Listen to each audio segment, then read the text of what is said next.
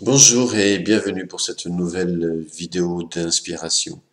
Alors aujourd'hui, je voudrais compléter la vidéo de la semaine dernière qui s'intitule Comment en finir avec une vie de galère. Je voudrais aller un peu plus loin dans le développement de cette vidéo, notamment vous apporter d'autres éléments par rapport au comment en finir avec une vie de galère, donc préciser un peu plus cela, le développer un peu plus, vous donner des clés supplémentaires par rapport à cela. Répondre aussi à des questions qui m'ont été posées sous cette vidéo, dans la zone de commentaires, et puis répondre aussi à un commentaire qui m'a été fait en privé, plutôt négatif, en réaction plutôt négative par rapport à cette vidéo que j'ai donc publiée la semaine dernière, et je vais revenir là-dessus, pas pour, en fait, pour surtout aider cette personne. Voilà, pas pour réagir à une réaction, c'est pas du tout intéressant, mais plutôt pour justement apporter des éclaircissements pour permettre, je l'espère, maintenant, je suis pas dans la peau de cette personne, comment dire, permettre à cette personne de percevoir les choses autrement, de voir autrement les choses pour avancer dans sa vie de la meilleure des façons possibles. Voilà. Et je précise une chose qui est vraiment importante, c'est que si je fais cela, c'est vraiment pour vous aider, pour aider cette personne, pour aider les personnes qui pourraient se reconnaître. Je précise cela parce que dans les propos de cette personne, il semblait que j'étais pas quelqu'un qui faisait le bonheur des autres, puisque le titre de ma chaîne de YouTube, c'est aussi Faiseur de bonheur. Si j'ai pris ce titre, c'est parce que j'ai énormément de retours positifs. Jamais je me serais permis de prendre ce titre si j'avais pas des retours positifs, aussi bien au travers de toutes les vidéos que je publie, au travers de ma chaîne YouTube, au travers des enseignements spirituels que je donne gratuitement chaque semaine, ou au travers de mes formations en ligne ou de mes coachings individuels ou en groupe. Donc voilà, jamais j'aurais pris ce titre. Mais pour elle, je ne suis pas un faiseur de bonheur parce qu'en fait, je l'ai culpabilisé. En fait, c'est la semaine dernière, je vais vous expliquer pourquoi elle dit ça, et je dis ça maintenant. La semaine dernière, eh bien, j'expliquais que la clé pour en finir définitivement avec une vie de souffrance, une vie difficile, une vie compliquée, une vie de galère, il n'y a qu'une clé, c'est de se remettre en cause. C'est de se remettre en cause.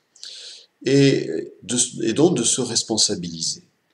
Et quand cette personne a entendu se remettre en cause, se responsabiliser, bien pour elle, elle a pris pour elle, elle doit se demander pourquoi elle perçoit cela de manière négative, hein, parce que pour elle, eh ben, d'après elle, je culpabilise les gens.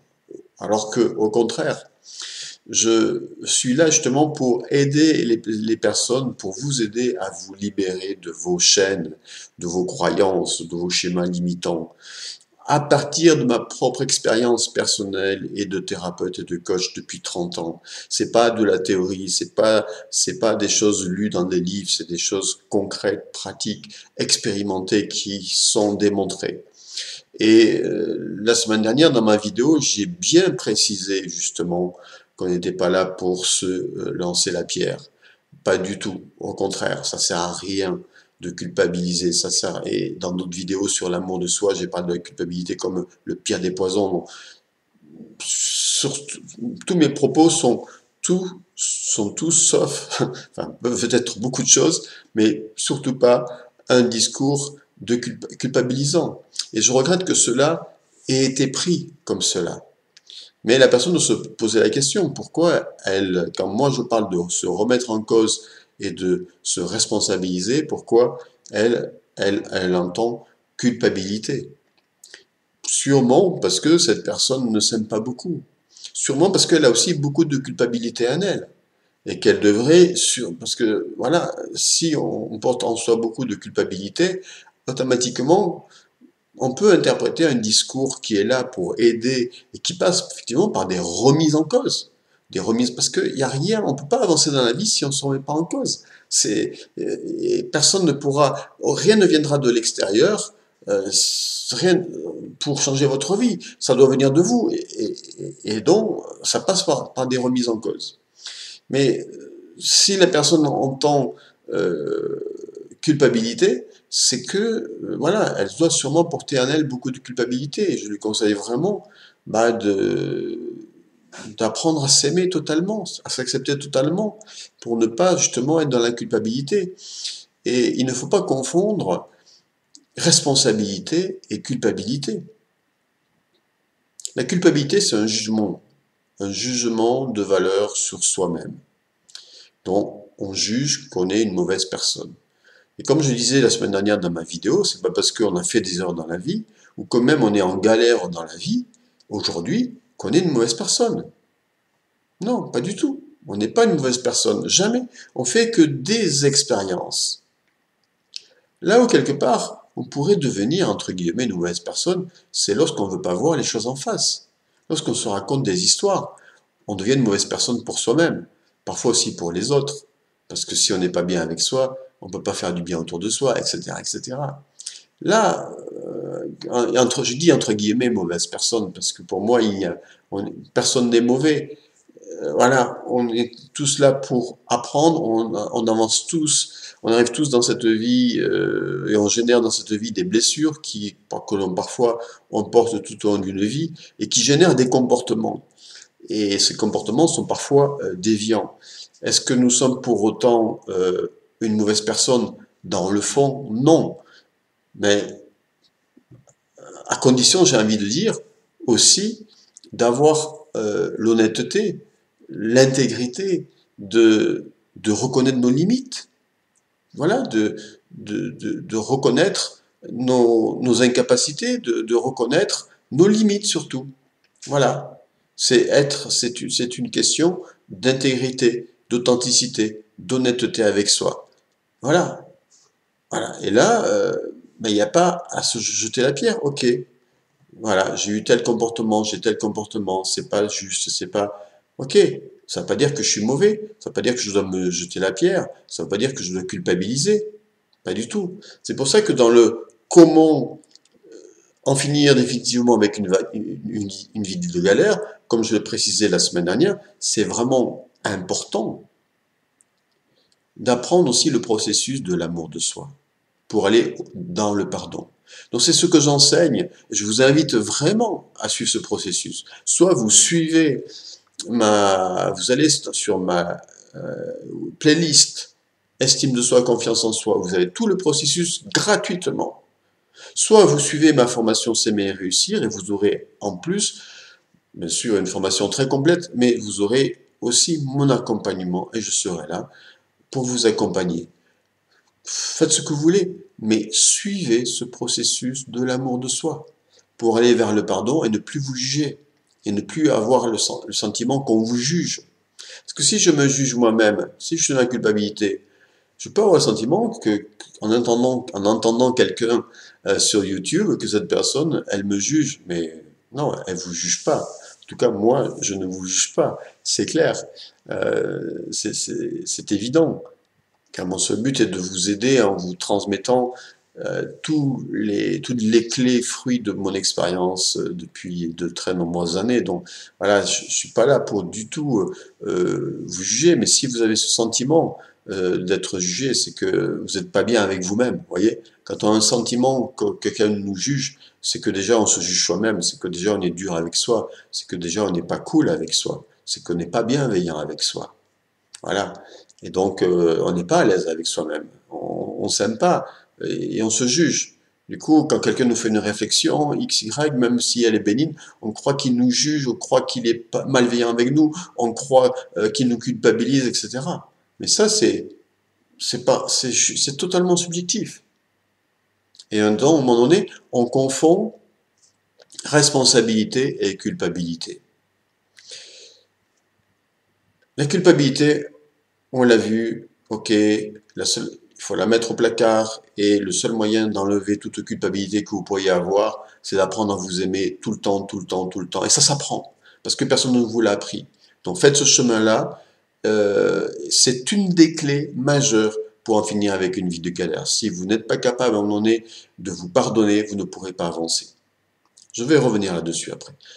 Mais je reviens à la notion de responsabilité par rapport à la culpabilité. La responsabilité, par rapport à la culpabilité. C'est totalement différent de la culpabilité. Donc, je disais, la culpabilité, c'est un jugement de valeur qui rend par rapport à... C'est un jugement tout simplement. Alors que la responsabilité, se positionner en tant qu'être responsable, eh bien, c'est prendre en compte réellement toute, c'est faire un état des lieux de notre existence, tout simplement. C'est la capacité de prendre en compte tous les éléments de notre vie et d'être capable de les examiner, de les évaluer et de remettre en cause certains éléments pour avancer dans la vie. C'est ça, être responsable de sa vie. La responsabilité, donc, c'est une attitude. La culpabilité, c'est un jugement. Ce sont deux choses différentes. La responsabilité, c'est un vrai pouvoir. La culpabilité, c'est quelque chose qui nous assomme, qui nous détruit. Alors que la responsabilité, c'est une véritable libération. Donc, être responsable de sa vie, c'est pas être coupable de sa vie.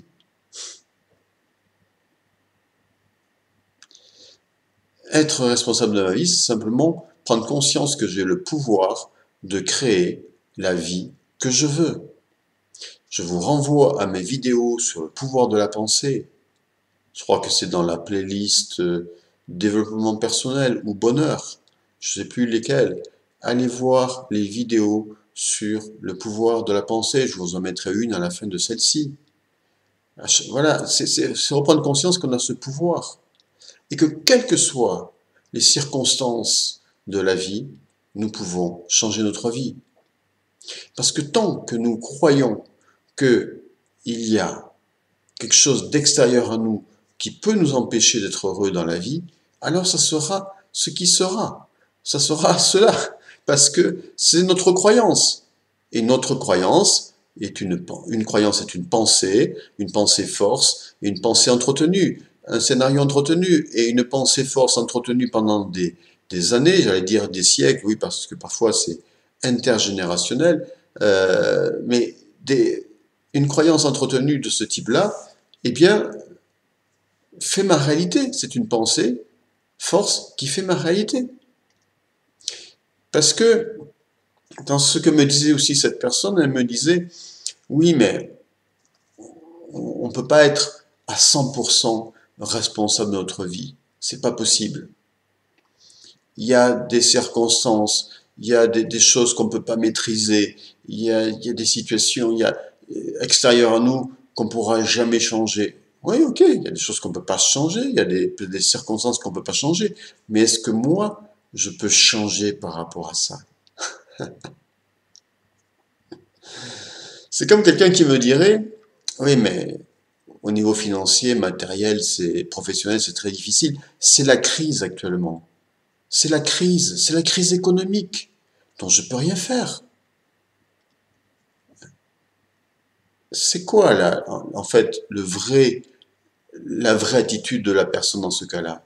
La vraie attitude de la personne dans ce cas-là, c'est quoi? C'est une excuse. La crise est une excuse à ne rien faire. C'est la bonne excuse. Ça fait 30 ans qu'on nous parle de crise. Ça n'empêche pas ce monde de prospérer. Ça n'empêche pas des gens de réussir. Mais si vous croyez, si quelqu'un croit que parce que les circonstances extérieures sont la crise, je répète, sont la crise, et qu'en conséquence, comme c'est la crise, il y a du chômage, c'est difficile, j'aurai pas d'emploi, etc., je crée mon scénario. Et c'est ce qui m'arrive. Hein, inévitablement, c'est ce qui m'arrive. Mais c'est ma croyance. Encore une fois, on est dans le monde des croyances. Pourquoi il y a des gens qui réussissent plus que jamais? Pourquoi ce monde ne cesse de créer des millionnaires de plus en plus chaque année, malgré la crise? Alors c'était un exemple, la crise, hein, mais tout ça pour dire, voilà, chaque fois que vous dites, oui, mais il y a des circonstances, je ne peux pas les changer, oui, mais telle personne, de toute façon, elle est mauvaise, elle est dans ma vie, elle est dans ma famille, je ne pourrai pas la changer. Ah non, vous ne pouvez pas la changer, mais vous pouvez changer. Euh, vous pouvez la changer. Vous pouvez changer, pardon.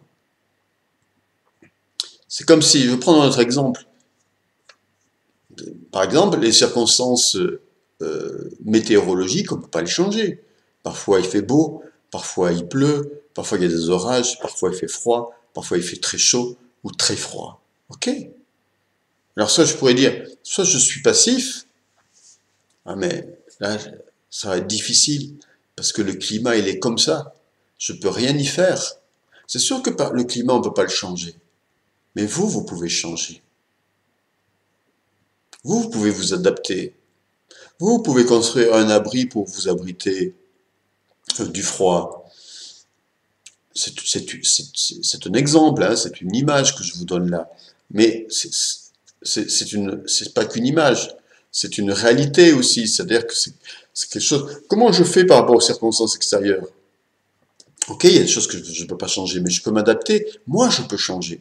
Donc, je peux me construire une maison ou trouver un lieu où m'abriter, construire un lieu pour me protéger de la chaleur, etc. Ce sont des exemples que je vous donne symboliquement par rapport à tout ce que je suis en train de vous expliquer. Voilà. Tant que on va penser que il y aura toujours une part de notre vie qui dépend de circonstances extérieures sur lesquelles on n'a aucun pouvoir, eh bien, on délègue notre pouvoir de changement au monde extérieur qui, lui, bien sûr, ne va pas changer pour nous. Hein. Donc, on subit le monde extérieur.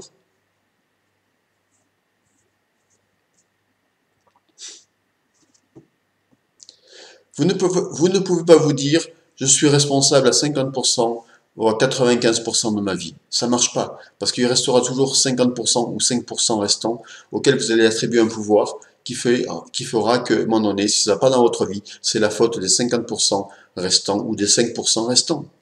Donc vous devez être responsable à 100%.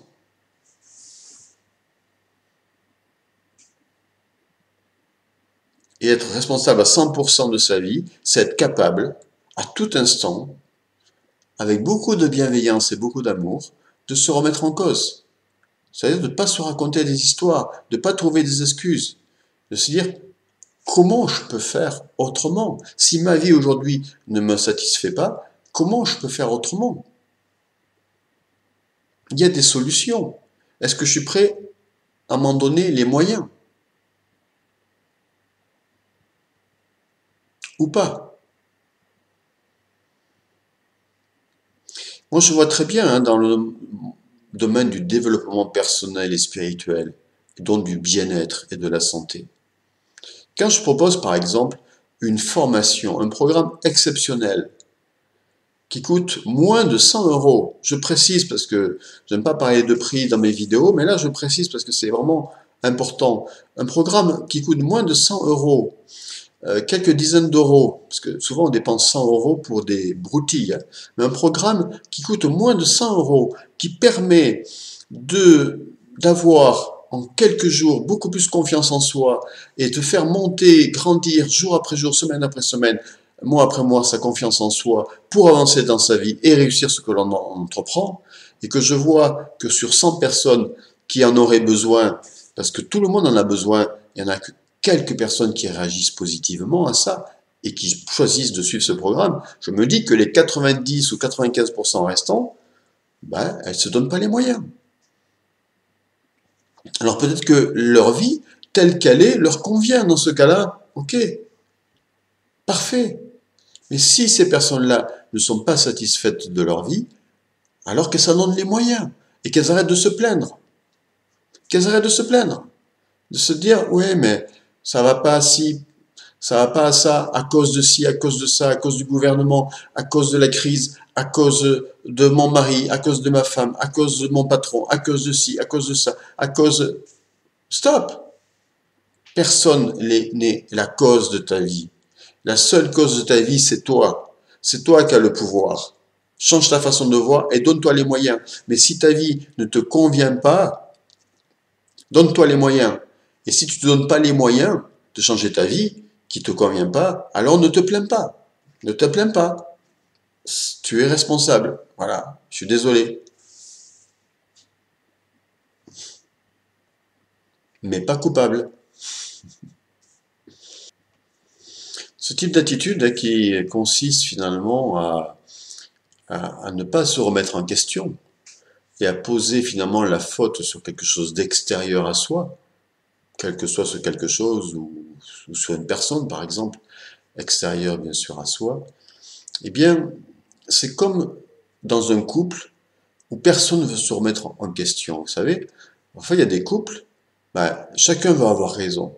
Personne ne veut se remettre en cause. Personne a la capacité d'un jour de se voir, de se regarder dans la glace et de se dire, bon là j'ai pas été juste, j'ai fait des erreurs, mon attitude n'est pas juste, ok, je vais demander pardon. Non. Et du coup c'est la guerre. Mais du coup, la relation, elle dégénère complètement. Parce que personne ne se remet en cause dans l'histoire. Parce que la personne veut avoir toujours raison. Bien, les personnes qui disent aussi, oui, mais la vie ci, la vie ça, etc. Oui, mais j'ai pas de chance, et oui, mon père, la société, la crise, patati patata, elles veulent pas se remettre en cause. Elles trouvent toujours des excuses, toujours des coupables à l'extérieur de soi. J'ai dit des coupables. Oui, parce que là, dans ce cas-là, c'est des coupables. Il faut qu'il y ait des coupables. Moi, je suis pas coupable. Bien que j'ai beaucoup de culpabilité, les personnes qui sont dans ce type de comportement, elles ont beaucoup de culpabilité, mais justement, elles extériorisent en trouvant des coupables à l'extérieur d'elles-mêmes. Pour se trouver tout simplement de bonnes raisons pour ne pas faire les choses, pour ne pas se remettre en cause. Et du coup, pour ne pas changer sa vie, leur vie, tout simplement. Et ça ne peut pas évoluer. Si je suis toujours dans ce conflit avec la vie, je ne peux pas évoluer. Si je suis toujours en conflit dans une relation de couple avec l'autre parce que je ne veux pas me remettre en cause, alors que si je le faisais, si je prenais le temps de me remettre en cause et de voir honnêtement ce qui ne va pas, alors ma relation à l'autre pourrait s'améliorer. Dans ma vie changerait. Alors justement, comment faire ce processus? Comment faire, le soleil qui arrive, on va baisser le rideau. Comment faire le processus de la remise en question? C'est cela que je voulais approfondir avec vous aujourd'hui. Si dans votre vie, il y a quelque chose qui ne va pas, si votre vie est difficile, si votre vie est compliquée, si vous avez une vie de galère, comme je le disais la semaine dernière dans la précédente vidéo, que je vous mettrai aussi en fin de celle-ci, eh bien, la seule solution, c'est de faire le point sur votre existence, donc de faire une véritable introspection profonde pour voir ce qui ne va pas et remettre en cause les choses qui ne vont pas. Remettre en cause, c'est quoi? C'est juste changer d'orientation, c'est juste changer d'attitude, c'est juste prendre conscience de certaines de nos attitudes ou de notre façon de penser et se donner les moyens au travers d'Internet, de vidéos d'inspiration d'Internet, et vous en avez sur ma chaîne YouTube qui vous donne des clés pratiques gratuitement ou à travers de formations payantes avec un accompagnement, de vous donner les moyens de changer et d'évoluer et d'avancer. Voilà. Mais vous pouvez aussi faire tout seul. Il suffit juste de prendre conscience de là où ça va pas. Ça s'appelle faire un travail sur soi, se remettre en cause, parce que si je change ma façon de voir, ma vie va changer. Si je change mes attitudes, ma vie va changer. La responsabilité, c'est une attitude. Une attitude qui permet, ton attitude permet d'aller en altitude. Bref, donc, vous allez passer par ce qui est vraiment important, ce que je vous conseille, donc c'est rentrer dans une phase d'introspection. Vous vous isolez complètement, des jours et des semaines s'il faut. vous ne voyez plus personne, et vous faites le bilan de votre vie, vous faites une introspection claire, nette, précise sur votre vie, sur tout ce qui ne va pas, et vous ne sortez pas de votre isolement tant que vous n'avez pas trouvé les solutions. Car vous avez en vous toutes les réponses. J'ai déjà fait des vidéos là-dessus. Donc si vraiment vous posez les choses noir sur blanc, clairement, sur la table, par rapport à votre existence, vous allez trouver les solutions. Vous allez comprendre pourquoi ça ne va pas. Vous allez comprendre qu'à un moment donné, vous avez fait des erreurs et que, voilà, si vous voulez que ça change, eh ben, faire attention de ne plus refaire les mêmes erreurs. Vous allez, à un moment donné, comprendre peut-être que vous n'avez pas fait tout ce qu'il fallait, donc vous allez faire ce qu'il faut maintenant, etc. Alors évidemment, pour faire ce chemin, c'est un chemin qui demande beaucoup de bienveillance, justement. C'est-à-dire que c'est pas parce que vous allez vous jeter la pierre et culpabiliser, justement, que vous allez avancer. Non, là, vous n'allez pas avancer. Ok, dans un premier temps, c'est normal qu'il y ait aussi de la culpabilité. On passe tous par là. Mais c'est quelque chose qu'il faut rapidement transformer. À un moment donné, quand on prend conscience de sa vie, de ses erreurs, voilà, on va se dévaloriser, on va penser qu'on est une mauvaise personne, etc. Et c'est là où il faut justement ne pas rester dans ce processus-là. C'est-à-dire, c'est là où, à un moment donné, bah, il nous faut apprendre à nous aimer en portant un regard différent sur nous, sur notre vie, dans le sens où tout ce qu'on a fait n'est pas négatif dans la vie, où tout ce que l'on est n'est pas négatif loin de là, où nous avons une véritable valeur, où au fond de nous il y a une belle personne. J'en ai déjà parlé dans d'autres vidéos sur l'amour et l'estime de soi. Voilà, c'est changer de regard. Ok, là, à un moment donné, on va avoir un sentiment négatif par rapport à des choses qu'on va percevoir de nous-mêmes dans notre vie. Il faut immédiatement les remplacer par des choses positives. Oui, dans ma vie, il y a des choses bien. Il y a eu des choses bien. Oui, chez moi, il y a des belles choses. Et je suis une belle personne pour telle et telle et telle et telle et telle et telle et telle raison.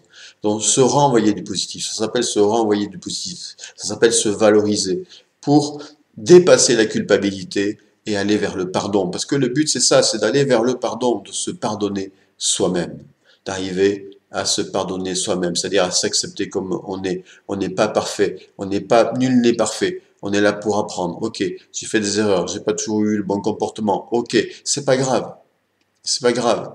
L'important, c'est surtout de le reconnaître.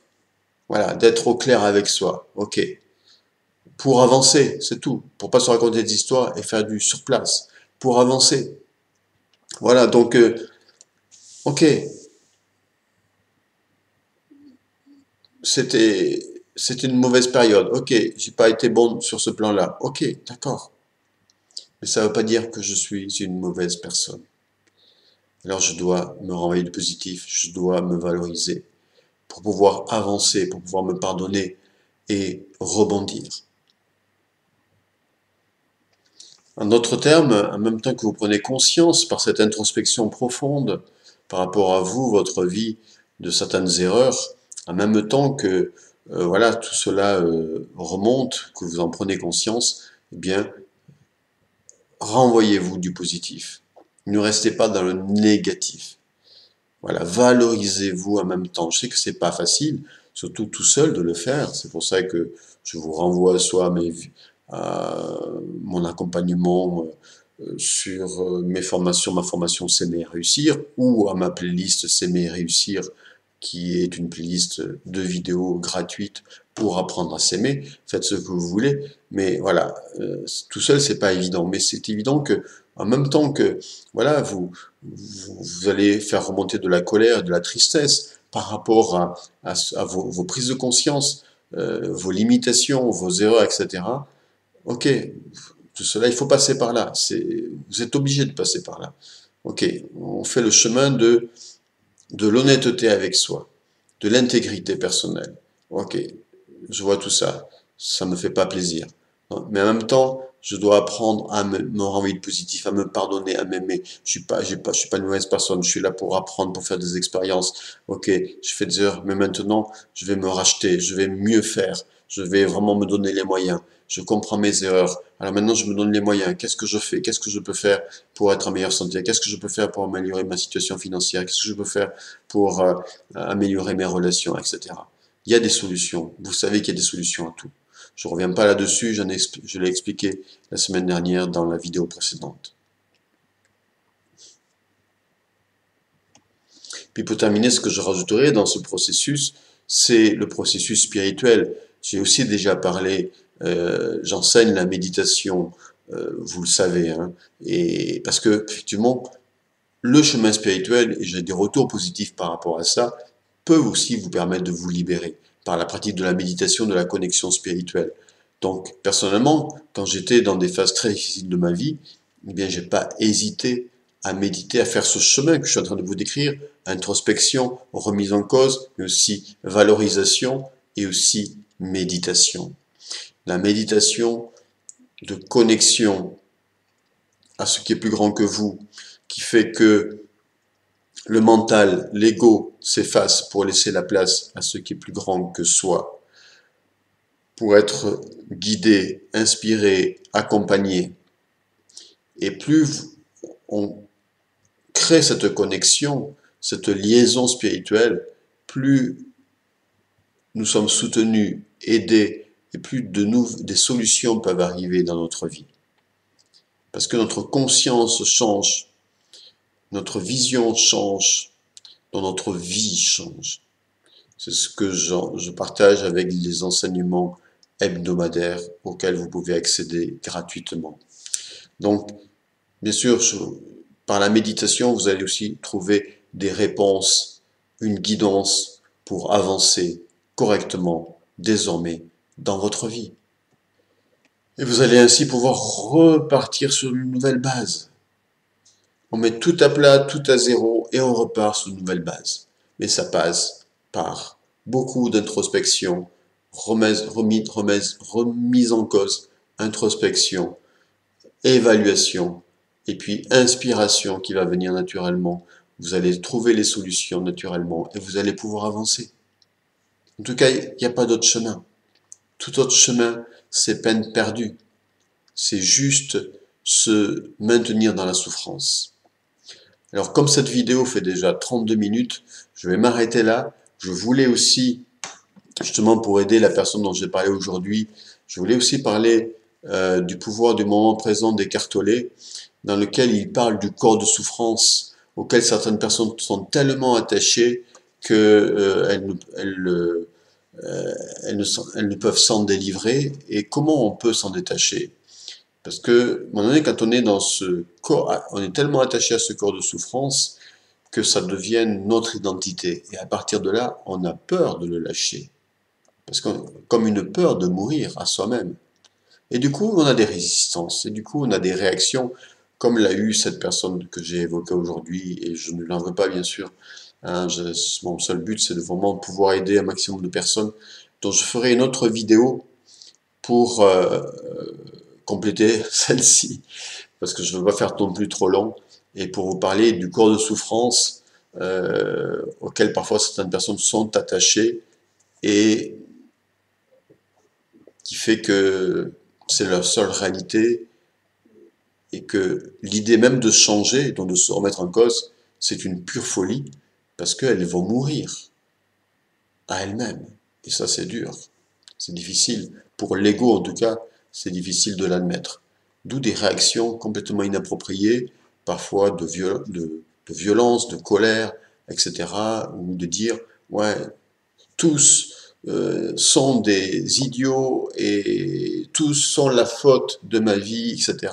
Ce monde, cette société, c'est la faute, c'est la cause de ma mauvaise vie, etc.